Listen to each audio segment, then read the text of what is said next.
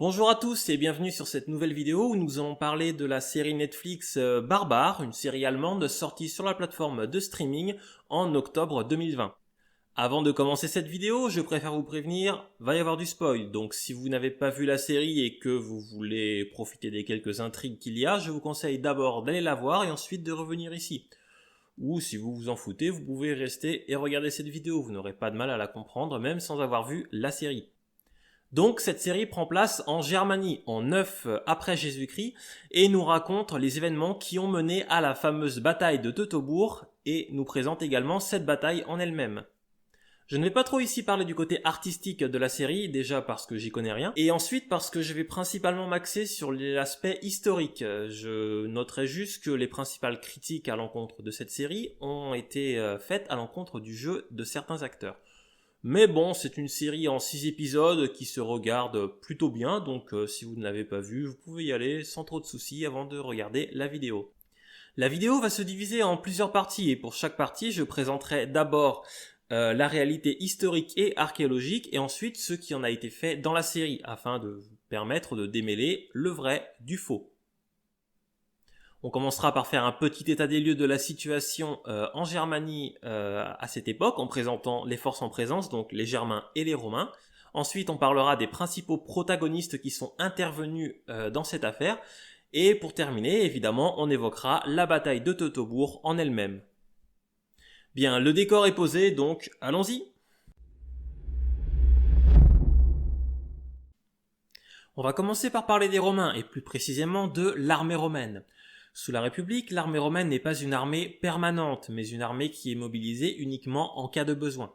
Elle est d'abord recrutée selon des critères censitaires avant de se baser sur le volontariat. Lorsqu'Auguste accède au pouvoir à la sortie des guerres civiles, il va totalement réorganiser l'armée et en faire une armée de métier et surtout une armée permanente.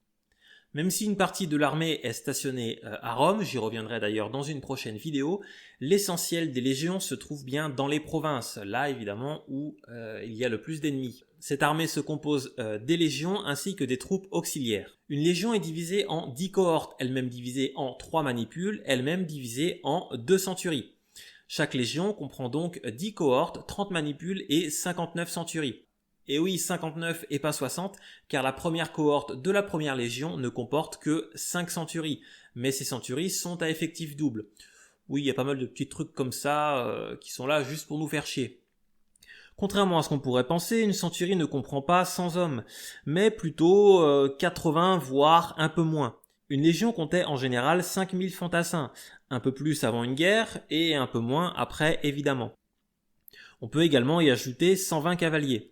Concernant la chaîne de commandement, chaque centurie est commandée par un centurion. Au-dessus, on trouve 5 tribuns équestres, un pour 2 cohortes, le préfet du camp qui s'occupe de la discipline et de la gestion du camp, un tribun sénatorial qui est un jeune homme assez peu expérimenté qui est là pour apprendre, c'est un peu une sorte de stagiaire, et au sommet on trouve un légat de légion qui lui est un homme beaucoup plus expérimenté d'une 40aine d'années et qui a brillamment exercé plusieurs magistratures à Rome.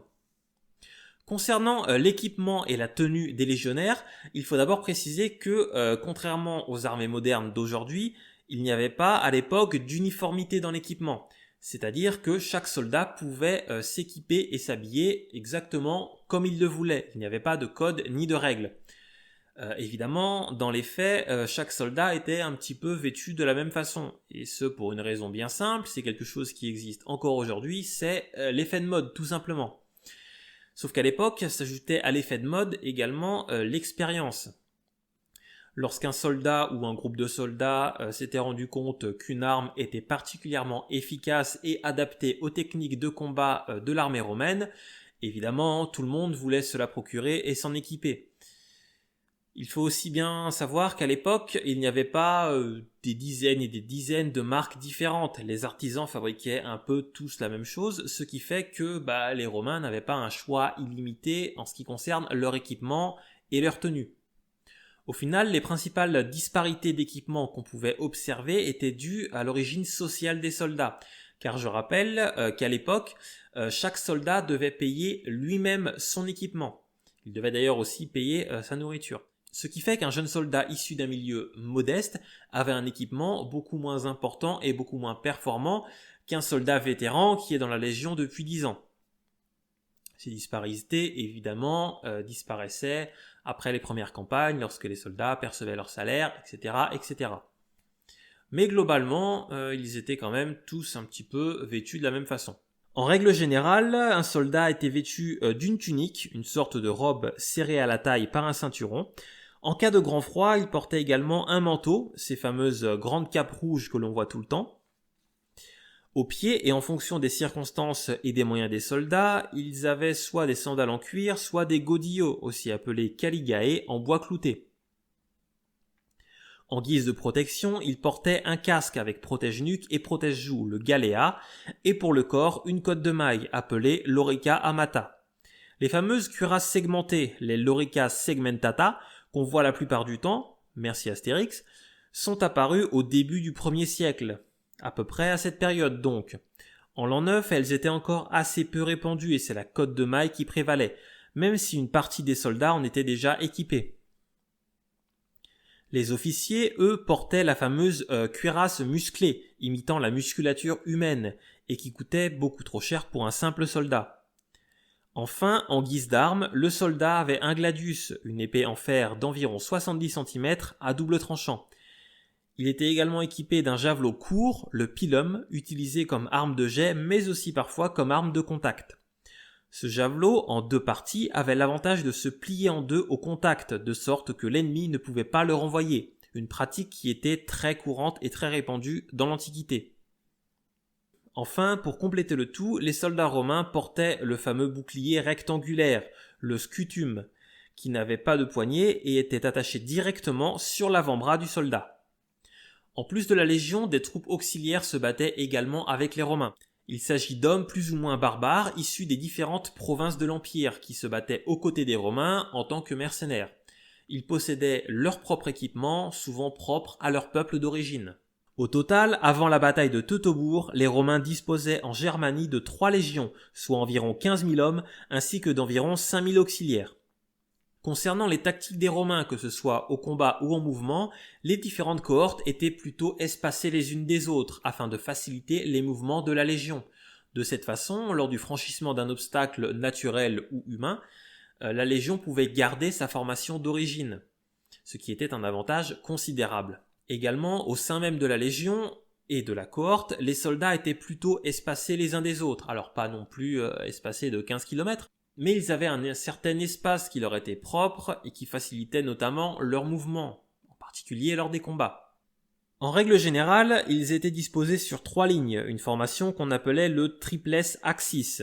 Mais en fonction de l'ennemi ou du terrain, les officiers pouvaient changer la formation de l'armée et par exemple les disposer en phalange et faire se rapprocher les soldats afin qu'ils se battent épaule contre épaule. Ils savaient plutôt bien s'adapter alors que ce soit à l'ennemi ou au terrain. Il faut aussi préciser que les soldats romains étaient particulièrement bien entraînés. Le fait que Rome avait la réputation d'avoir la meilleure armée du monde n'est absolument pas une légende usurpée. Les soldats romains pratiquaient le sport très régulièrement, que ce soit la course à pied ou le combat à main nue. Ils avaient également des entraînements à l'escrime et au lancer de javelot très réguliers. Et ils avaient également ce qu'on appelait des combats simulés. Ils prenaient part en unités constituées à des combats de grande envergure. Les soldats romains étaient donc, que ce soit selon les critères de l'époque ou même selon des critères actuels, particulièrement bien entraînés. Et ils savaient utiliser leurs armes à la perfection. Mais il n'y avait pas que les soldats en Germanie, car vous vous en doutez bien, une troupe de 20 000 soldats, ça demande quand même une certaine logistique. Pour cela, un certain nombre de civils accompagnaient l'armée romaine. Alors bien évidemment, parmi ces civils, on trouvait un petit peu de tout. On trouvait bien évidemment des médecins, on trouvait des cuisiniers, des artisans, des commerçants, etc., etc. Mais, chose qui peut paraître plus surprenante, on trouvait également parmi ces civils un certain nombre de femmes et d'enfants. Alors tout d'abord, il y avait donc les femmes et les enfants des hommes civils qui accompagnaient l'armée, donc les familles des commerçants, des artisans, des cuisiniers, etc., qui souvent accompagnaient leurs maris et suivaient le trajet de l'armée romaine. Mais il y avait également un certain nombre de femmes au statut un petit peu plus trouble, qui étaient là en premier lieu pour répondre aux besoins des soldats, et notamment à leurs besoins sexuels. Ce qu'il faut savoir, c'est qu'à l'époque, les soldats romains n'avaient ni le droit de se marier, ni le droit d'avoir de concubines attitrées. Aussi, on trouvait un certain nombre de concubines et de femmes illégitimes de soldats qui accompagnaient l'armée. On trouvait également à leur contact des prostituées et des esclaves. Le fait que les soldats romains n'aient pas le droit de se marier rendait le statut de leurs épouses illégitimes très difficile à définir. Aussi, à l'époque, les Romains se prenaient pas la tête, ils les qualifiaient toutes de prostituées. Et évidemment, ce n'est pas un statut qui était très enviable à l'époque. Comme vous vous en doutez également, la contraception dans l'Antiquité, c'était franchement pas ça. C'était assez primitif et ça marchait moyennement. Ce qui fait qu'assez rapidement, un certain nombre de ces femmes tombaient enceintes et bien leurs enfants les suivaient avec le reste de l'armée. Avant de passer aux Germains, je me dois de faire un point sur ce que je vais appeler les pratiques de la guerre. Alors, les Romains sont parfois dépeints, y compris dans la Syrie, comme des brutes sanguinaires qui violaient, qui égorgeaient les peuples qu'ils battaient, qui réduisaient en esclavage à tour de bras. Et c'est pas faux. Mais avant de continuer, il faut absolument que l'on regarde cette période avec un regard différent de notre regard contemporain. Alors je sais que c'est un peu la mode de se laisser influencer par ces émotions contemporaines, mais si vous regardez l'Antiquité avec votre regard actuel, vous n'allez rien comprendre.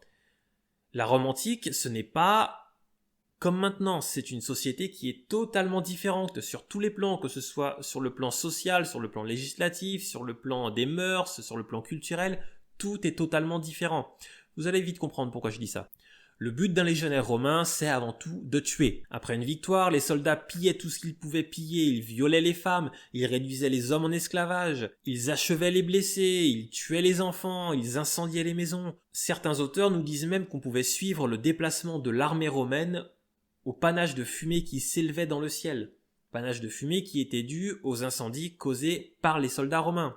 Évidemment, si l'on regarde tout ça avec notre regard actuel, on se dit que les Romains sont des gros crevards, qu'ils n'ont vraiment aucune moralité et que c'est totalement impardonnable ce qu'ils font. Mais il faut savoir qu'à l'époque, il n'y avait pas d'ONU, il n'y avait pas de tribunal international, il n'y avait pas de convention de Genève, il n'y avait pas de déclaration des droits de l'homme, il n'y avait rien de tout ça.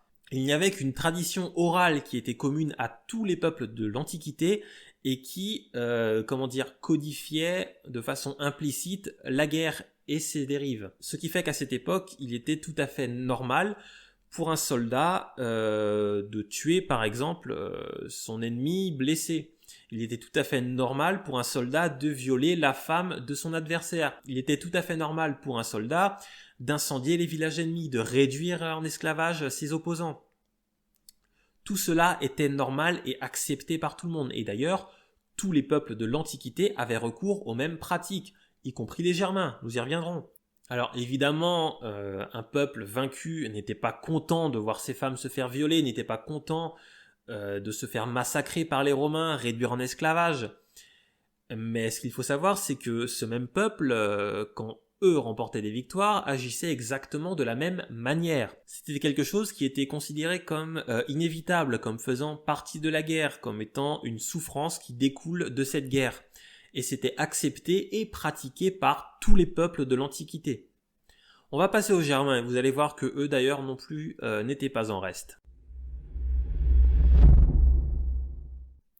Comme vous vous en doutez, les Germains nous sont beaucoup moins bien connus que les Romains, principalement car ils n'ont laissé aucune trace écrite.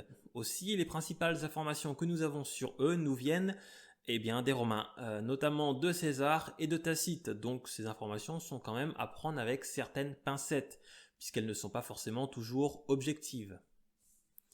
Pour commencer, le terme de Germanie est inventé par les Romains pour désigner l'ensemble des peuples se trouvant à l'est du Rhin et au nord du Danube. Dans la réalité, les Germains sont une multitude de peuples indépendants qui comptent bien le rester.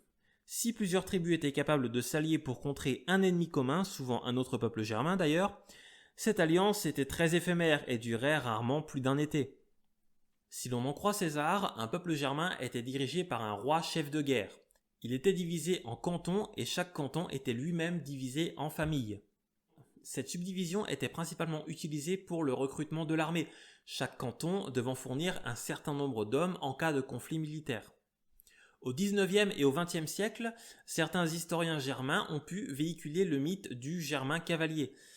Sauf que ce mythe est complètement fantasmé. Dans la réalité, les Germains avaient très peu de cavaliers, ils avaient très peu de chevaux, tout simplement parce qu'un cheval coûtait très cher. Et donc, seuls les nobles ou les chefs en possédaient. Et d'ailleurs, même les Germains qui possédaient un cheval, lorsque le combat venait, mettaient pied à terre pour combattre comme un fantassin. Encore plus que pour les Romains, le fer était particulièrement rare chez les Germains. Aussi, les épées étaient très peu répandues car rares et donc très chères.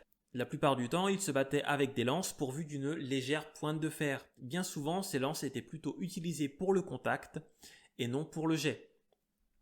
Ils combattaient également avec des gourdins, avec des haches, ainsi qu'avec des arcs et des flèches. En fait, chaque peuple avait un petit peu sa spécificité. Ils avaient tous une spécialité, on va dire ça comme ça, et une technique de combat qui leur était propre, et donc les armes adaptées qui vont avec. Pour la même raison que pour les épées, ils possédaient assez peu de protection. Les casques et les cuirasses étaient très peu répandus, et les quelques boucliers qu'il pouvait y avoir étaient intégralement en bois, et ne possédaient pas de partie métallique comme par exemple les boucliers romains. Ils partaient donc au combat vêtus d'une simple tunique, d'un simple pantalon ou même parfois entièrement nus.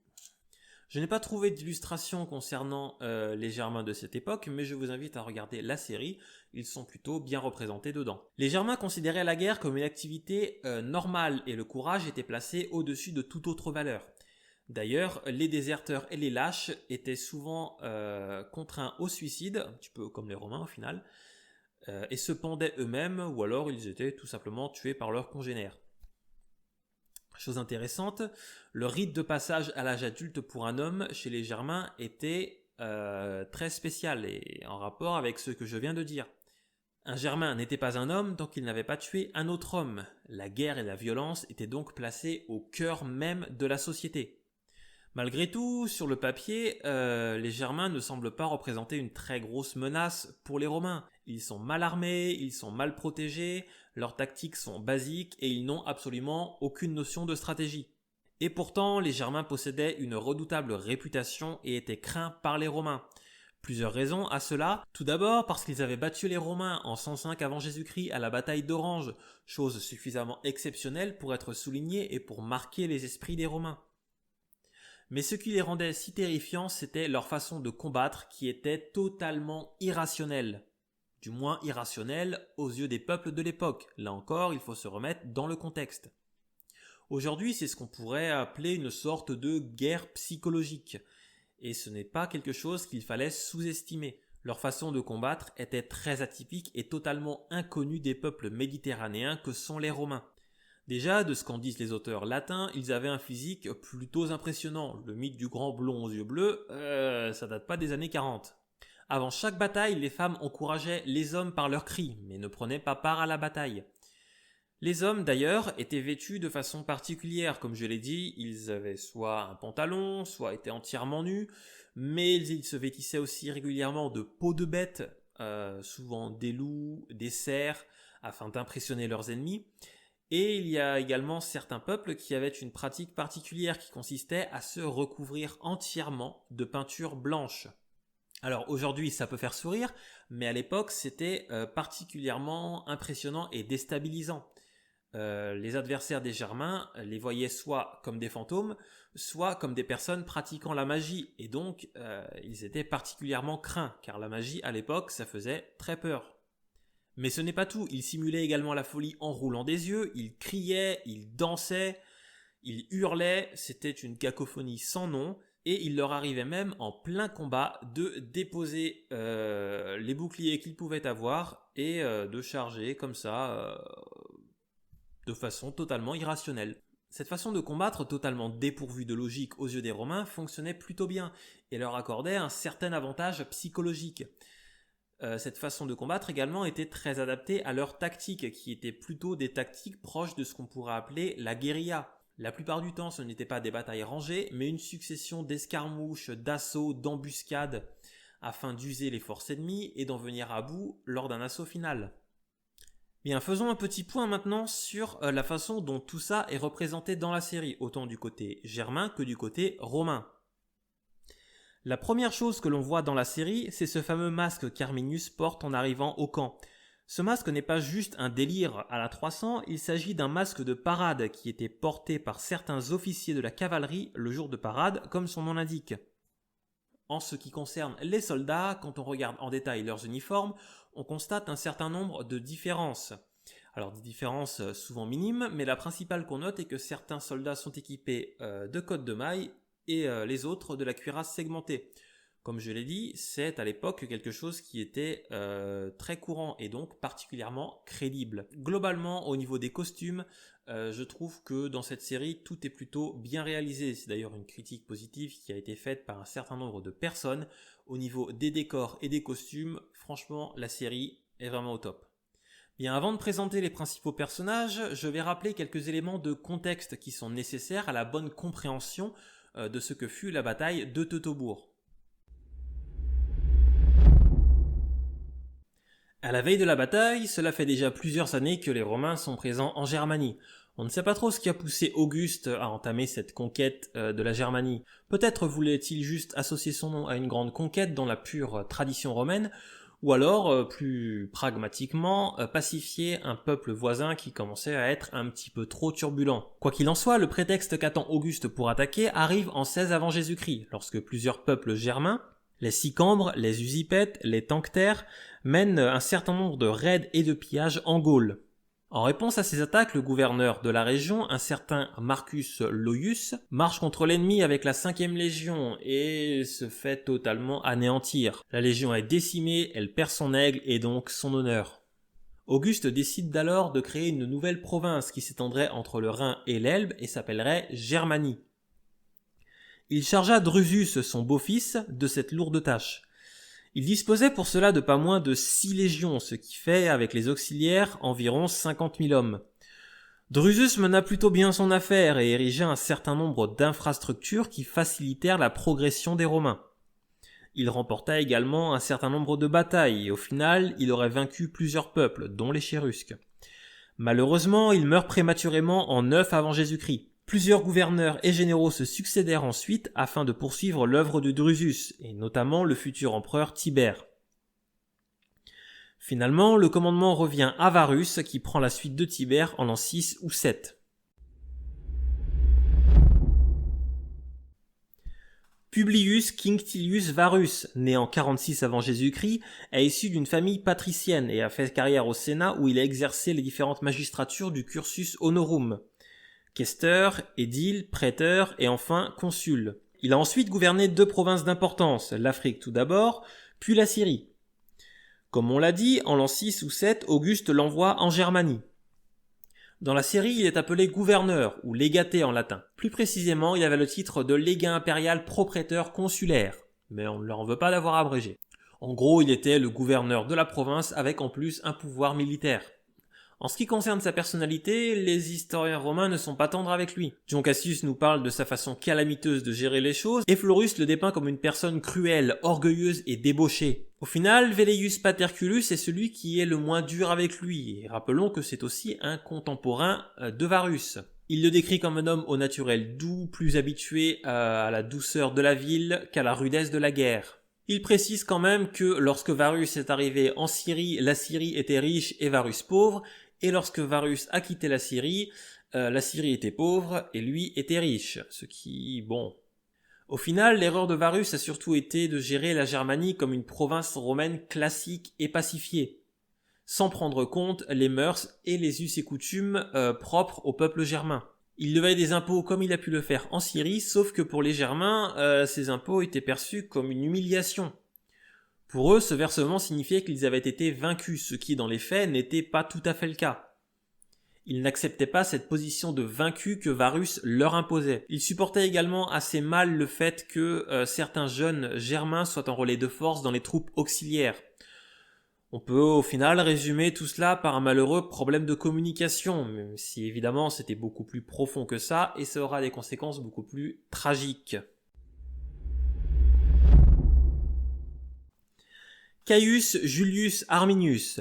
Alors on sait assez peu de choses sur lui. Il serait né vers 17 avant Jésus-Christ dans le peuple germain des Chérusques. Son père, comme dans la série, est Ségimer, le chef des Chérusques.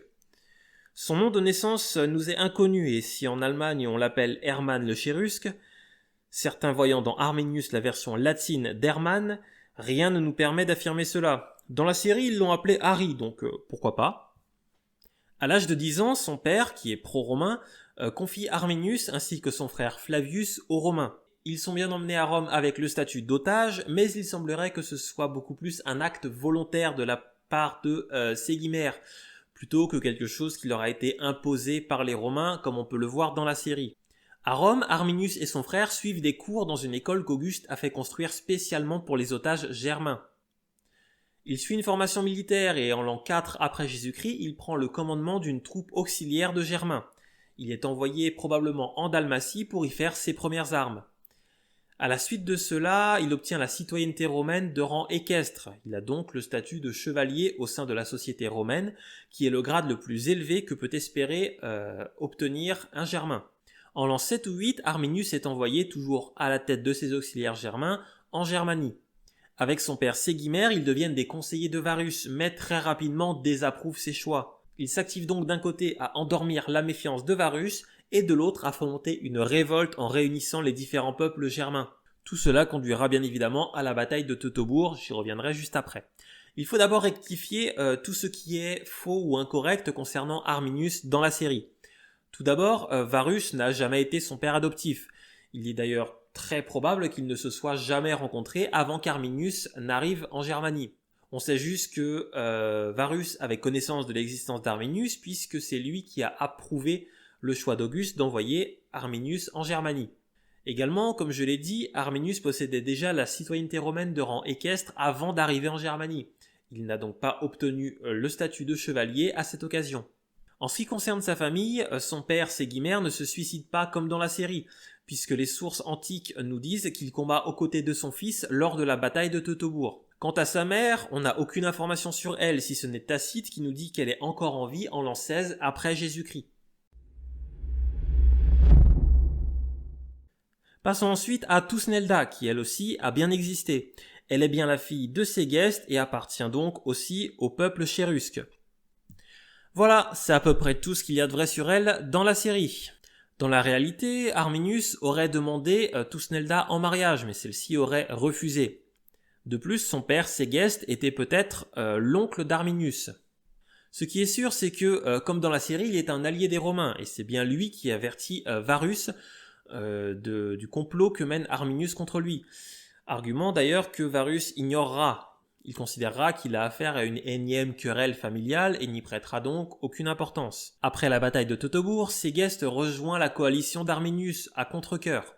Il faut attendre l'an 14 après Jésus-Christ pour entendre à nouveau parler de Thusnelda. Arminius va la kidnapper ou s'enfuir avec elle, selon les versions, et l'épouser. En l'an 15, Germanicus, neveu et fils adoptif de l'empereur Tibère, bat les troupes d'Arminius et capture Thusnelda, alors enceinte. Finalement, elle est envoyée à Ravenne en Italie où elle donnera naissance à son fils. On ne sait pas ce qu'il advient d'elle par la suite, mais on peut supposer qu'elle terminera sa vie à Ravenne et ne reverra jamais Arminius. Comme vous le voyez, c'est bien différent de ce qu'on peut voir dans la série, et avant l'an 14, Thusnelda n'avait que très peu de liens avec Arminius. La série lui donne beaucoup d'importance, jusqu'à faire de l'ombre à Arminius, alors que dans les faits, son rôle a été quasiment nul. Mais rappelons tout de même que c'est une série et que, évidemment, comme dans chaque série, même les séries historiques qui se veulent le plus fidèles de la réalité, les scénaristes sont obligés de faire quelques impasses sur l'histoire afin d'étayer leur trame scénaristique, si je puis m'exprimer ainsi. Je trouve juste dommage que Netflix doive créer des personnages féminins d'importance qui n'ont pas existé ou pas eu de rôle à ce moment-là, alors que dans l'Antiquité, on a quand même un certain nombre de personnages féminins très importants. Je pense par exemple à la reine Boudica, qui mériterait une série leur étant consacrée. Mais bon, passons au personnage suivant parce que vous allez voir que c'est encore pire. Bon alors lui ça va être rapide, il n'a tout simplement pas existé, en plus il passe un peu pour un loser de service dans la série, donc on va pas s'attarder dessus. Voilà, on va pouvoir passer à la fameuse bataille de Teutobourg. Comme je l'ai dit, Arminius et son père se sont employés pendant plusieurs mois à endormir la vigilance de Varus, et malgré les avertissements de Ségeste, l'armée romaine lève le camp à l'automne pour rejoindre ses quartiers d'hiver. Ils partent de leur camp situé sur la rivière Weser pour rejoindre un autre camp plus à l'ouest en territoire moins hostile situé sur la rivière Lippe, ou peut-être sur le Rhin. On pense qu'il s'agit peut-être du camp de Vétéra. La route est longue et l'hiver précoce vient d'apporter le froid, la pluie et le vent. En plus de cela, les soldats romains sont plutôt épuisés à la suite des nombreuses campagnes qui ont été menées en Germanie. Tous ces éléments font que la discipline est assez peu respectée dans les rangs de l'armée romaine. Et lorsque la colonne se met en marche, leur ordre est relativement dispersé. Certains auteurs nous disent même que des civils marchaient au milieu des soldats romains. La route était plutôt étroite et difficile à pratiquer, ce qui fait que la colonne romaine s'étendait sur plus de 15 km. Alors, je ne sais pas si vous vous rendez compte, mais c'est particulièrement long. Compte tenu de l'état de fatigue de ses troupes et de l'indiscipline qu'il pouvait y avoir dans les rangs de l'armée, Varus avait décidé de ne pas envoyer d'éclaireurs en avant, ce qui était pourtant une pratique courante dans l'armée romaine. Dès le premier jour, de petites escarmouches ont lieu le long de la colonne romaine, mais elles sont d'importance minime, si bien que Varus n'en tient pas compte. Au deuxième jour de marche, Arminius, qui chevauchait jusqu'alors aux côtés de Varus, prétexte partir en éclaireur afin de s'absenter. Il va en réalité rassembler les tribus germaniques en vue d'une embuscade. Ils attendent que les Romains contournent la Kalkriserberg pour lancer les premiers assauts. De cette façon, les troupes romaines se retrouvent coincées entre d'un côté des collines et une forêt dense et de l'autre un marais inhospitalier, ce qui enlève aux Romains toute possibilité de manœuvre. Les Germains commencent par attaquer l'arrière-garde de l'armée. Au même moment, les Germains sortent de derrière un rempart de terre et de barricades qui avait été érigé en lisière de la forêt. Les Romains sont alors piégés entre la forêt pleine de Germains et le marais. Il ne s'agit pas d'une bataille rangée, car les Germains savent que dans une telle configuration, les Romains auraient l'avantage. Il s'agit plutôt d'une succession de harcèlements à distance au moyen de flèches et de lances, ainsi que de combats au corps à corps de courte durée et très localisés, suivis de retraites rapides. Les Romains parviennent tant bien que mal sur une bande de terre un peu plus dégagée, où Varus ordonne la construction d'un camp fortifié dans la pure tradition romaine. Mais cela ne leur offre que peu de répit, car les Germains font pleuvoir toute la nuit une nuée de flèches sur le camp. Alors qu'on arrive au troisième jour de la bataille, Varus pense encore que ses troupes peuvent l'emporter, notamment grâce aux exceptionnelles capacités au combat de ses soldats. Mais il mise surtout sur des renforts venant du camp romain d'Aliso, situé à 9 km de là. Ce qu'il ignore cependant, c'est que ce fameux camp, comme tous les camps romains de la région d'ailleurs, a également été attaqué par les Germains. Et même s'ils résistent plutôt bien, ils ne seront pas en mesure d'envoyer des troupes en renfort à Varus. Au matin du troisième jour, les Romains quittent leur camp fortifié et abandonnent tout le matériel superflu qu'ils incendient. Les Germains recommencent à les harceler en prenant soin de ne pas engager de bataille rangée contre les Romains. La pluie se met à tomber et s'ajoute aux difficultés des Romains. Ils s'embourbent et leurs déplacements sont ralentis. Surtout, l'eau rend leurs boucliers beaucoup trop lourds, si bien qu'ils sont contraints de les abandonner. Le légat Numonius Valla tente de s'enfuir avec ses cavaliers, mais ils sont embourbés dans la boue et finalement massacrés par les Romains. Voilà ce qui arrive quand on tente de fuir. Les rangs romains sont sérieusement diminués et les Germains décident de lancer un ultime assaut pour leur porter le coup de grâce. Un petit groupe de soldats continue de se battre jusqu'au matin du quatrième jour, mais submergés par le nombre, ils finissent par être anéantis. Varus, blessé lors des combats, décide de se suicider, car pour un général romain, il est inacceptable de se laisser capturer par l'ennemi. Parmi les officiers supérieurs, certains comme Lucius Aegus se battent jusqu'à la mort, tandis que d'autres, comme Seionius, acceptent de se rendre sans condition. Mauvaise idée, puisque tous les Romains qui décident de se rendre sont égorgés, crucifiés ou offerts en sacrifice aux dieux germains. 2 des 3 aigles des légions sont capturés par les Germains, mais le 3e est sauvé par son porteur. Alors qu'il était blessé, son porteur décide de décrocher l'aigle et de s'enfuir avec dans le marais pour le cacher et faire en sorte que les Germains ne s'en emparent pas. On ne sait pas ce qu'il advient de ce soldat, mais ce que l'on sait en revanche, c'est que l'aigle ne fut jamais retrouvé. Cela montre bien l'importance des aigles des légions pour les Romains, ce qui est d'ailleurs montré dans la série, même si c'est dans un passage complètement inventé. Pour finir, le cadavre de Varus est décapité et le chef des Marcomannes décide d'envoyer sa tête à Rome. Auguste fit ensuite déposer la tête de Varus dans le tombeau de la famille Quinctilia. La bataille dans la série est beaucoup plus courte et bien évidemment il n'y a jamais eu d'huile enflammée ou ce genre de choses. Mais bon, c'est toujours difficile de représenter une bataille à l'écran.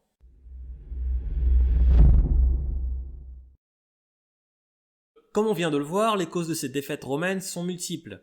La naïveté de Varus qui pense à la province pacifiée, les intrigues d'Arminius, la fatigue de l'armée, le temps, etc., etc.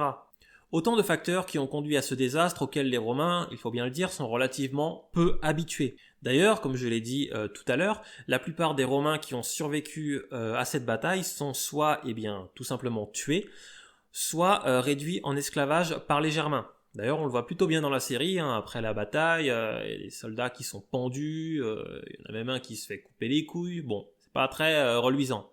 Enfin, dernier point important sur la bataille, dont vous avez peut-être entendu parler dans le documentaire Des Balkans en Germanie, ou tout simplement, comme c'est montré dans la série, les troupes de Varus auraient été attirées dans la forêt afin d'être prises en embuscade par les Germains. Alors, cette version des faits nous est effectivement rapportée par Dion Cassius, mais c'est le seul historien à nous rapporter cette version, et il a d'ailleurs écrit 2 siècles après la bataille.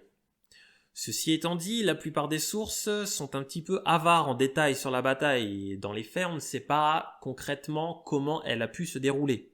Plutôt que de vous présenter une succession d'hypothèses, j'ai préféré vous faire un récit complet de la bataille, telle qu'elle s'est probablement déroulée. Évidemment, tout ne s'est peut-être pas déroulé exactement comme ça, mais c'est d'après moi ce qui se rapproche le plus de la réalité.